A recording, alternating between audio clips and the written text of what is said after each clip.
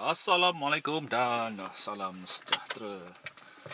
Kereta saya baru sahaja mengalami proses wang karbon. Saya tuang dekat dalam enjin dalam video yang sebelum ni. So mari kita tengok efeknya. Kita on ignition dulu. Okay, mudah nak start. At least mudah lagi nak start daripada sebelum ni. Okey. So kita hari ni kita akan, anda akan ikut saya. Dan kita akan berborak pasal belajar dari YouTube. Pro and cons.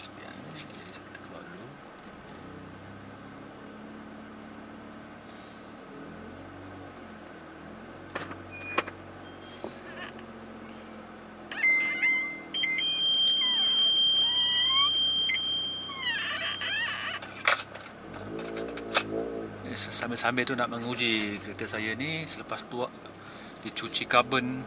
Patutnya ada sebotol lagi kena beli, kena tuang dalam petrol, tapi kosnya mahal. Saya gunakan separuh 1/3 untuk cuci tadi tu. Sebelum malam ni, malam nanti sebelum saya parking, selepas saya parking, saya akan letak lagi 1/3 dan biarkan semalaman. Esok baru start. Tapi itulah dia, macam tak tahulah efektif ke tak. Sebab kereta saya baru turun track day. Kat mana karbon nak, bila masa karbon nak terbentuk. Tapi acceleration pick up naik cepat lah. Ke placebo. Apalah, kita borak je.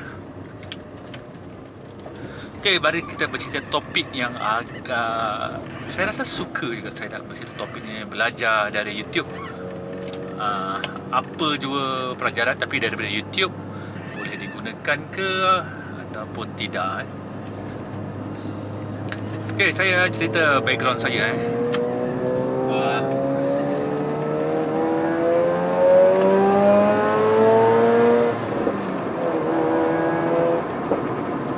Saya self-taught programmer. Maknanya saya belajar programming tanpa cikgu.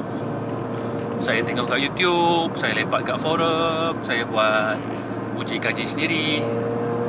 Saya tak pernah pergi kelas official programming. Saya belajar daripada manual. Ketika programming tu ada manual, saya belajar lah daripada manual. Jadi Alhamdulillah, sebab saya susah nak jenis yang nak belajar daripada cikgu. Kalau saya belajar sendiri, keinginan nak faham tu tinggi berbanding diajar. Unless kalau saya betul-betul ingin diajar topik yang saya tak faham lah, itu belakang cerita lah. Tapi saya rasa belajar dari YouTube ni, dia biasanya orang yang betul-betul minat nak belajar. Maksudnya dia datang daripada dirinya sendiri. Dia tak perlu macam spoon food lah. Tak perlu macam kau belajar yang ni kat YouTube kau buka, dia macam kawan dia yang suruh, dia terpaksa lah buka. Jadi biasanya orang yang belajar YouTube ni, dia sendiri mencari topik yang dia belajar dekat YouTube. Contohnya belajar programming HTML. So dia akan spend masa mencarilah berbagai video dan bandingkan kat mana cikgu yang terbaik untuk mengajar dia. Jadi sekarang zaman moden kan, kita boleh belajar menggunakan teknologi social media, kat YouTube, kat Facebook, kat live stream. Yang penting ialah diri sendiri tu nak belajar ke tak, tu dia sebenarnya. Dan juga niat kenapa nak belajar. Macam dulu saya niat nak belajar sebab saya memang suka programming, tapi taklah sampai tahap hardcore. Saya ni lebih kepada macam MacGyver lah kan. Saya pernah tengok cerita MacGyver tu, suka tinkering. Jadi apa yang saya belajar kat YouTube, programming, system administration, operating system, bagaimana teknologi tu, bagaimana sesuatu benda tu berfungsi. Kecuali kereta saya tak pandai DIY. Saya tahu tapi saya tak pandai. Saya tak ada skill set untuk DIY kereta ni sebab saya tak sabar. Kat situ ada kelemahan saya. Kalau programming saya boleh pula sabar, tunggu buat programming, buat cara macam ni, buat cara macam ni. Tapi kalau melibatkan kereta ni ataupun motor, saya gagal. Dah cuba, hasilnya memang jahanam lah selalunya, bukannya makin baik. Jadi saya serahkan kalau benda berkaitan kereta ni dekat yang pakar lah, sambil saya guide lah apa yang nak kena buat. Dan saya taklah cuba nak menunjuk pandai yang kena buat ni, kena buat ni. Jadi kita dengar dia punya pendapat, saya cuba matchkan dengan knowledge saja dan tengok apa hasil dia. Jadi macam tu lah jugalah pada saya belajar berlumba belajar berlumba track day. Dulu dekat Lita Sepang mana ada cikgu, mana ada kursus-kursus, mana ada sekolah racing. Bayar track day masuk, tak ada siapa pun nak guide. Jadi masuk. Jadi usaha tu datang dari diri sendiri nak memahami Lita Sepang tu, Lita Sepang pula, Lita Batu Tiga zaman dulu tu. Batu Tiga tu macam mana layout dia, nak break kat mana.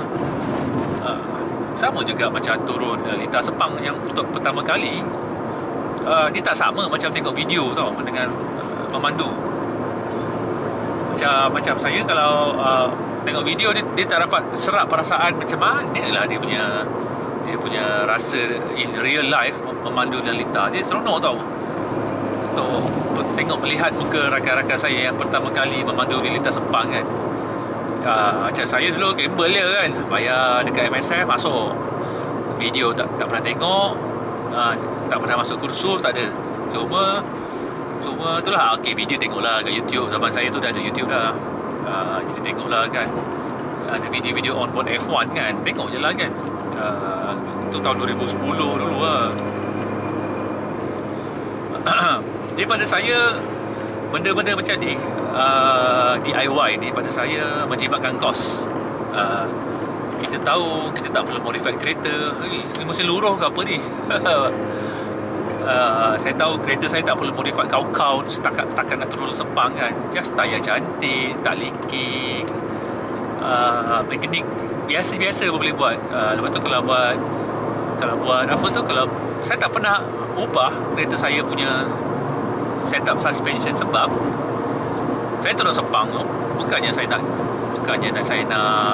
kalau masa terpantas, saya cuma nak tahu macam mana rasa bawa kereta Sepang dengan road car dan enjoy. Jadi kereta saya yang awal-awal masuk Lita Sepang tu, BMW E34, E30, E39 semua standard. Tak ada saya pun nak usik negatif camber ke, tow ke, buka ke, dalam ke. Sebab saya tahu diri saya tak mahir lagi nak memandu dalam Lita Sepang. Buat apa saya nak kacau suspension? Biar kalau saya bawa kereta standard tu dan menguji kereta tu level dia sampai mana. Jadi bila dah ada confident tu, saya tahulah, kalau negatif camber dia rendah, saya senang nak brake. Kalau ada ABS, saya lagi mudah nak brake. Kalau tanpa ABS, saya boleh brake dalam corner, tapi tak boleh brake kat straight line sangat. Dan saya boleh modulate, macam-macam lah ilmu yang kita belajar yang datang daripada diri sendiri.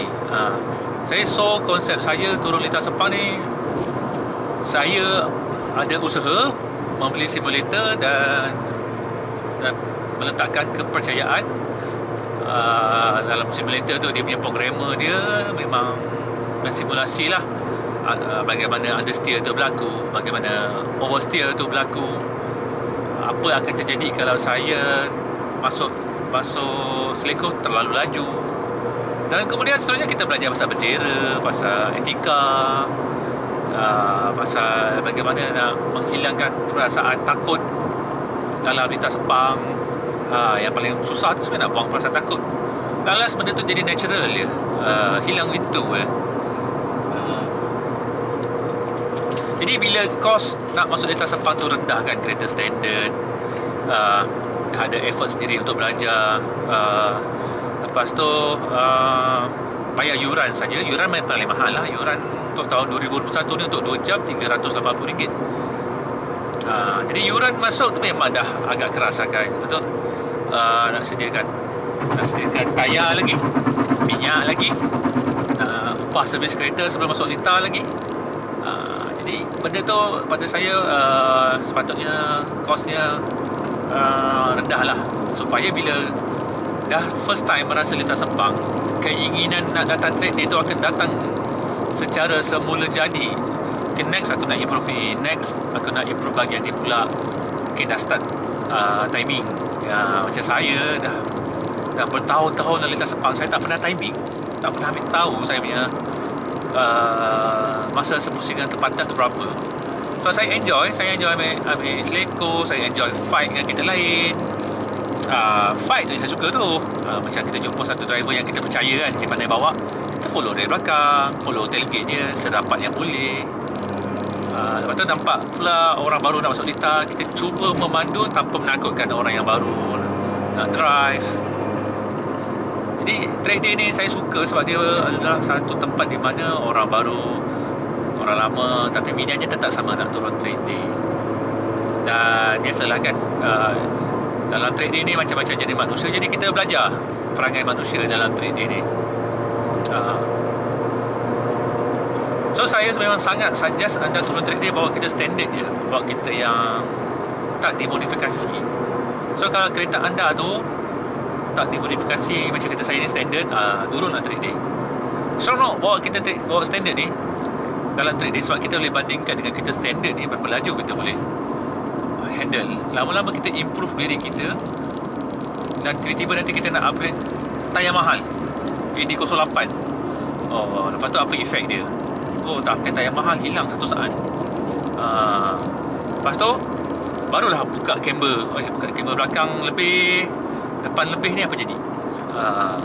Tow buka sikit, apa jadi? Apa tu, turn in lagi senang pula, potong lagi satu saat. Lepas tu anda pun start modify kereta, sebab tengok suhu makin asyik tinggi je. Jadi anda pun cakap dengan mekanik anda ataupun dengan rakan-rakan seperjuangan, macam mana nak sejukkan kereta ni? Pakai chai, pakai minyak ron tinggi. So enjin lagi sejuk, lagi lama dia boleh beroperasi dalam lintas, dan anda punya seat time pun bertambah. Logik lah kan? Kita nak seat time sebenarnya. Rekod saya 2 jam event, saya boleh clock 26 lap non-stop. Memang maraton dengan kereta ni lah. Siapa kata RS ni tak reliable? Boleh je ni. Inyak je lah, turun macam air. Lagi lama seat time dengan kereta yang sama, lagi bagus, sebab anda memahami karakter kereta anda. Anda tahu perangai dia. So RS ni perangai dia macam mana? Macam saya kan, bawa Audi Turbo kemarin, perangai dia macam mana pula. Kita nak tahu limit kereta, dan kita cuba drive within the limit. Kita kena gunakan limit, dan juga kita gunakan kelebihan setiap kereta yang kita pandu. Kalau bawa kereta turbo, kat mana kekuatan dia? Bawa kereta NA, kat mana kekuatan dia? Bawa kereta ringan, kat mana kekuatan dia?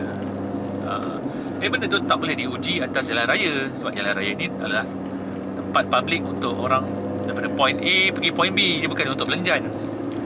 Nak belanjan selain daripada lintas, ialah pergi main go-kart, main karting, ataupun belilah set simulator, mainlah iRacing seperti saya.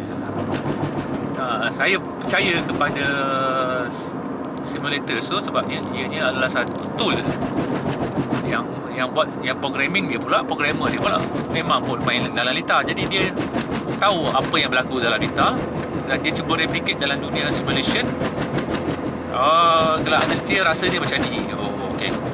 Kalau bawa tayar standard, negative camber 1.5 tapi terlalu laju masuk corner, apa efek dia? Mungkin heavy understeer ataupun early turn in understeer. Jadi jenis understeer banyak, turn in, mid, exit.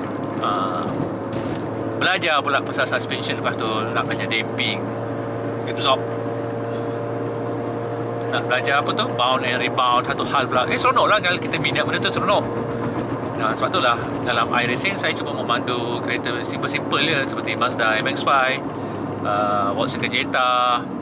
Paling tinggi pun insyaAllah bulan season kedua kali ni saya nak pandu GT4. Itu je lah, sebab saya nak memahami karakter kereta tersebut.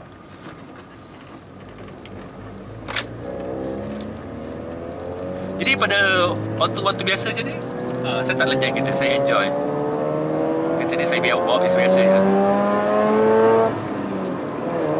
Nak uji kereta ni kena lalita. Adakah kita masuk track day tu niat kita nak jadi pelumba sebenar? Pada saya tak. Kita masuk track day tu sebab kita enjoy kereta, dan dalam track day tu kita boleh menguji mesin tersebut. dengan tanpa rasa bersalah lah, soalan lalu lintas siapa nak saman, dan juga paling penting selamat. Jadi kalau betul-betul nak jadi pelumba, anda kena settlekan kekangan pertama, iaitu kekangan pertama ialah cash lah. Cash kena kuat lah, betul-betul kuat yang boleh lah, barulah boleh jadi pelumba sebenar lah kan. Dan biasanya bengkel ni mengharapkan pelumba untuk bawa duit lah. Dia tak ada je tengok anda laju ke, okey, kita orang bayar kau lah untuk drive kita orang. Itu mungkin anda dah jadi top driver, cream of the crop lah. Top driver je dah dapat macam tu. Kan setakat nak jadi race car driver, anda kena keluar duit dahulu. Jadi pada saya level track day ni level maksimum saya. Saya sejak zaman Batu 3 ni memang ke Sepang track day je maksimum saya. Menunggu track day tu macam event yang besar. Padahal pada orang lain setakat track day je pun. Macam saya lain, saya anggap track day tu macam satu event yang penting. Preparation kena cukup, cost kena rendah. Yang penting cost kena rendah supaya saya mampu untuk next track day. Limit saya track day je, tak ada pergi more than that. Sebab saya tahu kekangan kewangan menjadi pelumba ni sangat tinggi. Jadi saya enjoy track day dan saya enjoy driving kereta saya hari-hari dalam lintas lumba. Itulah fungsinya track day.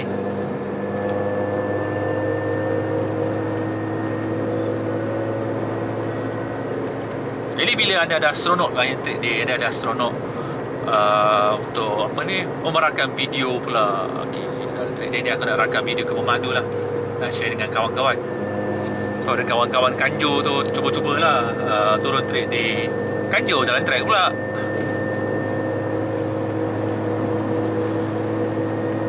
Macam saya, benda paling menakutkan ialah membawa zigzag, bawa laju dalam jalan raya biasa lah. Kalau anda accident dan anda sahaja yang mati, tu tak jadi masalah. Tapi bayangkan anda accident, terpelanting kita, tercampak kat orang yang tak bersalah mati, tak ke naya tu.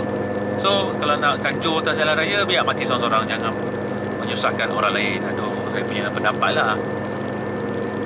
Tapi kalau kita di kaki kereta, kita tetap juga nak melanjan kan. Jadi itulah sebab dia kita turun dalam track day.